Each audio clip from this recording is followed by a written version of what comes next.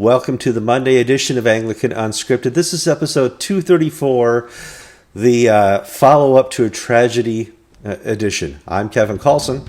I'm the Reverend Peter Old, and today is the 13th of June, 2016.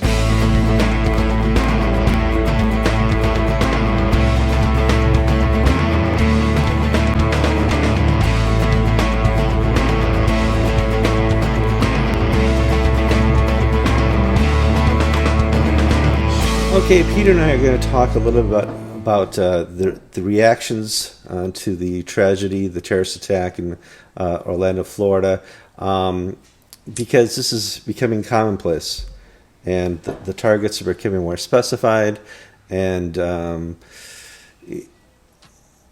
it's almost beyond comprehension. To bring you up to date, a man who claims to have ISIS affiliations walked into a bar in Orlando. It was called the Pulse. It's known as an LGBTBYN bar, and shot up, killing 50 people, wounding 50 people. Wow. The response over here in America is, how dare you attack Americans? The response international is, how dare you attack gay people? And I want to kind of get a mix of all the different responses to what's happening here.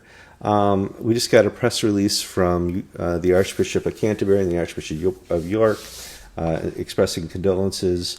What's the general response from England on this?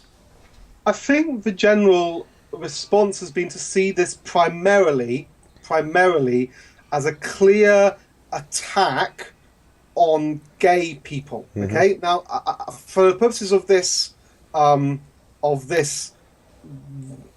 video, we're just going to put aside the whole "is it right to call people gay or not?" Let's just absolutely, put that aside. Yeah.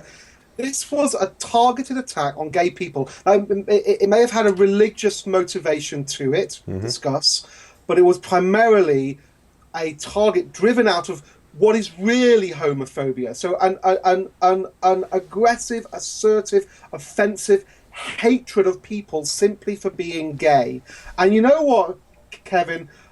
Even though we are still, most of us who are involved in this video were social conservatives, and we did that, I thought in Western society we had moved on from treating people who are different to us in this way, mm-hmm.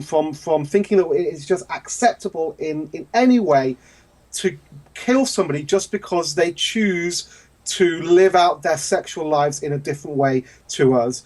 And what's been interesting is that here in the UK, I think it's been very clear that this was primarily an attack upon the gay community. And you'll see that I posted a piece on Christian Today earlier today that looked at a left-wing commentator here called Owen Jones, who's young and gay, who literally walked off one of the main news programs during the newspaper review because the two other people who were doing the review with him were essentially saying, well, this is not primarily a gay thing, this is an attack upon us all. Well, yes, it is, but it was homophobic. The guy didn't choose that nightclub at random. He didn't roll a dice and go, I'm going to go for that night. He chose that nightclub because it was full of LGBT people. Yeah, it is interesting because, we're looking at it here as a targeting of something in the West. 9/11 was a targeting of the Twin Towers. Yeah. They target Fort Hood. They've targeted specific things that they identify with Westernism.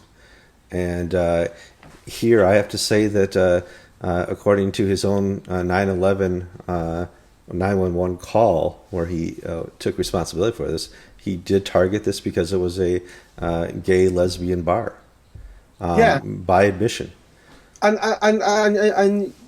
rightly or wrongly, I think, there is a big Islamic tradition in terms of engaging those who are unbelievers, those who are practicing sinful practices. And, some of the Islamic traditions say that if men behave like those in Sodom at the time of Lot, then kill them, mm-hmm. And so this was a religiously motivated homophobic attack. And you know what? I get why over in the States you're going, this is primarily an attack on our freedom, on Americans.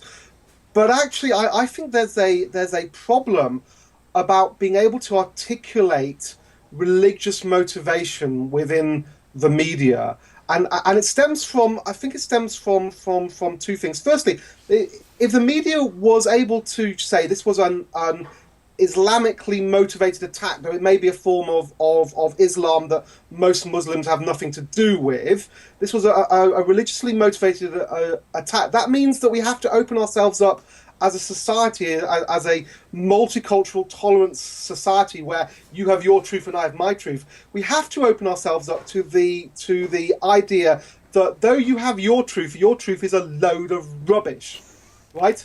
Well, thank you for that. I appreciate that. Yeah, and this is the problem, because we can't do, because as a Western society, such a response would be to undermine our fundamental postmodern paradigm. We can't do it, so we end up tying ourselves in knots. And I just wonder whether part of the American liberal response to say this is an attack upon us as Americans is wrapped up in that, because actually to say this is a religious attack and there is something wrong with the religion that drives that is to undermine the basis of Western postmodern relativism. yeah. Because well, here in America, we've gone ultra PC, politically correct in every way.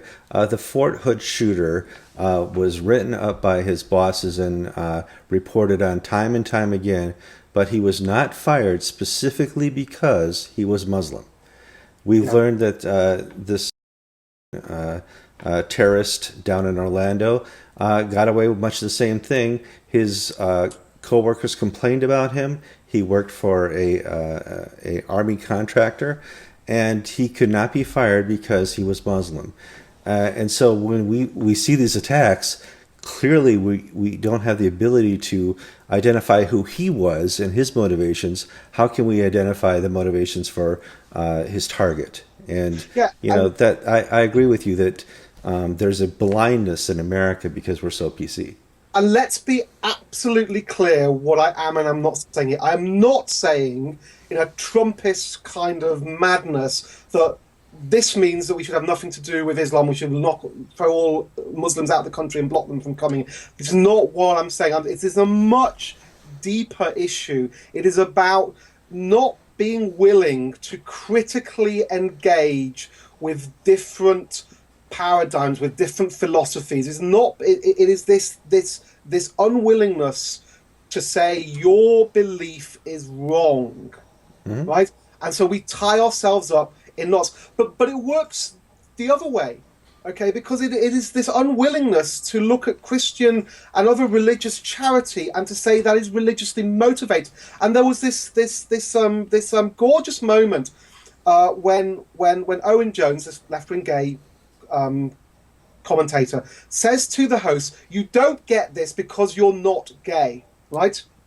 And my response is, actually, some of that is right, but I want to say to Owen Jones, who's still trapped in this postmodern relativist thing where he can't ascribe a religious motive to this attack, you don't get this because you're not religious.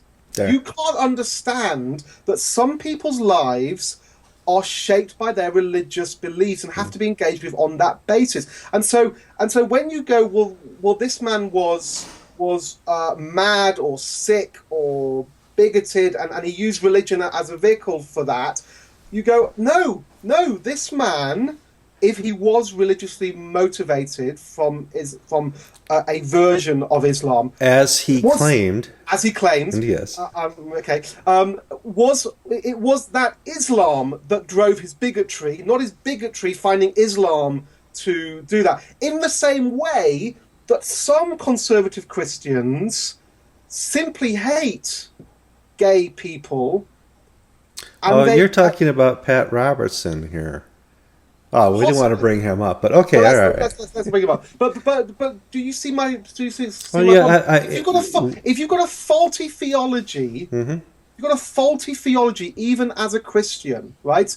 And you cannot separate out gay identity and same-sex attraction from sexual activities. If you bring those two too close together and say, well, people are going to hell just because they feel certain things, it leads you down a certain path, and it's really dangerous. And we have got to find a way as social conservatives and as theological conservatives to properly articulate what we believe. And here's the real danger: to not be afraid to show love and compassion to those that we disagree with. Well, and to simply put aside, yeah.